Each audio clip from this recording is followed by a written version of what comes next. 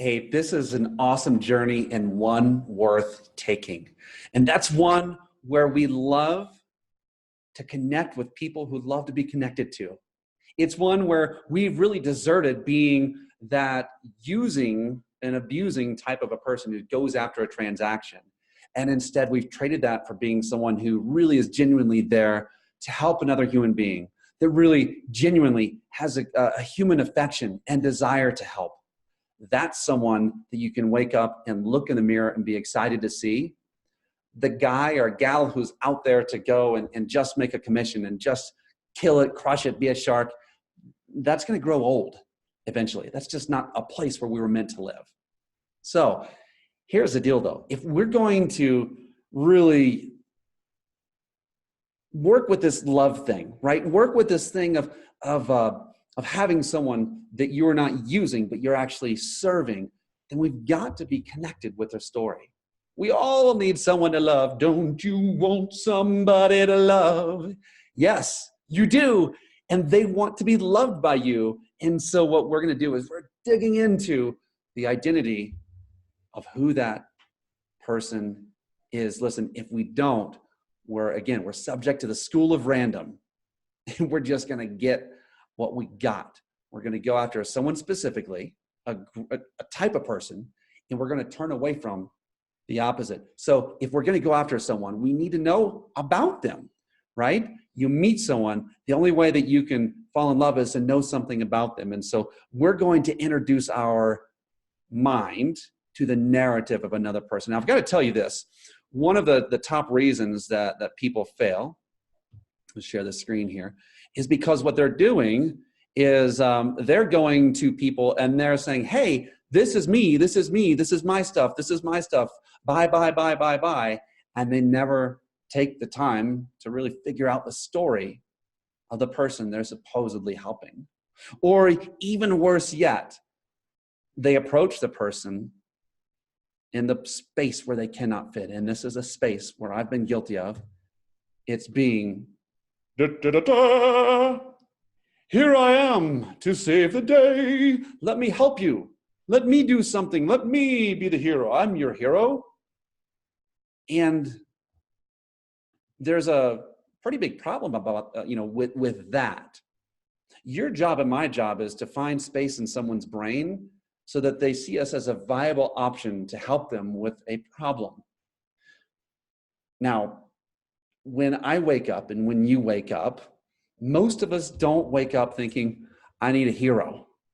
And no, I'm not going to sing that song for you, right? I need a hero. I need a hero. No, instead we're saying, I'm the hero. And I'm going to go out and I'm going to solve problems. I'm going to make things happen. In Donald Miller's book, Building a Story Brand, he describes really our role, and it's not that of being the hero.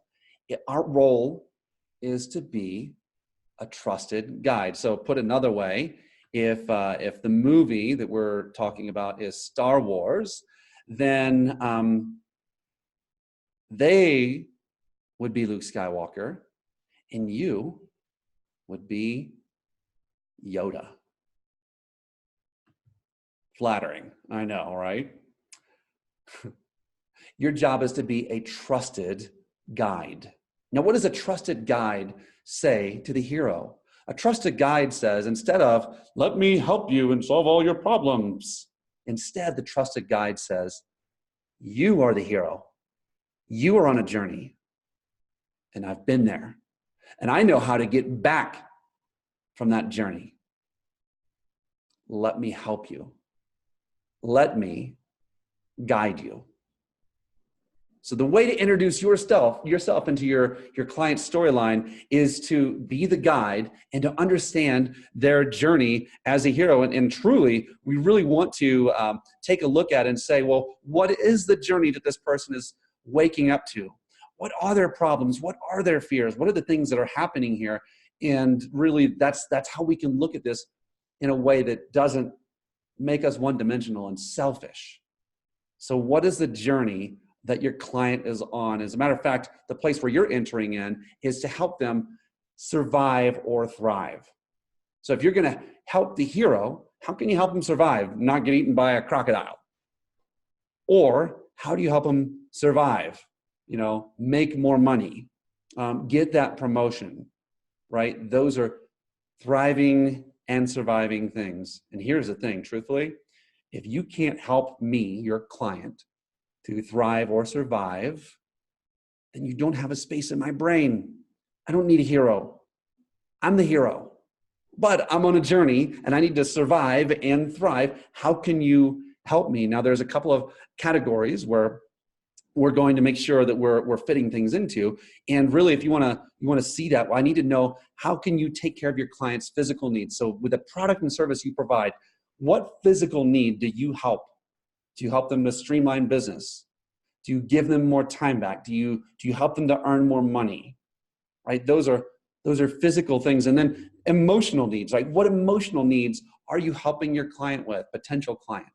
Are you helping them to feel happier, helping them to feel more fulfilled? Are you helping them to to not stress? So these are emotional needs. And so to give you an example of what I might say is, here at Purpose Driven Executive, I help people double their income in 12 months or less while stressing less and living a more joyful life and not feeling salesy. So actually, I gave you one physical need, right? Doubling your income. And I gave you 3 emotional needs. So probably a little bit overkill there. More joy, less stress, and not feeling salesy. So, of course, I'm not just going to give you an example without asking you to do it. I'm going to ask you to identify right now. Just go to your workbook that you've printed up, and I want you to identify, what are those emotional needs? What are those physical needs? And what are the places in your client's journey where they actually need help? So go ahead and do this exercise.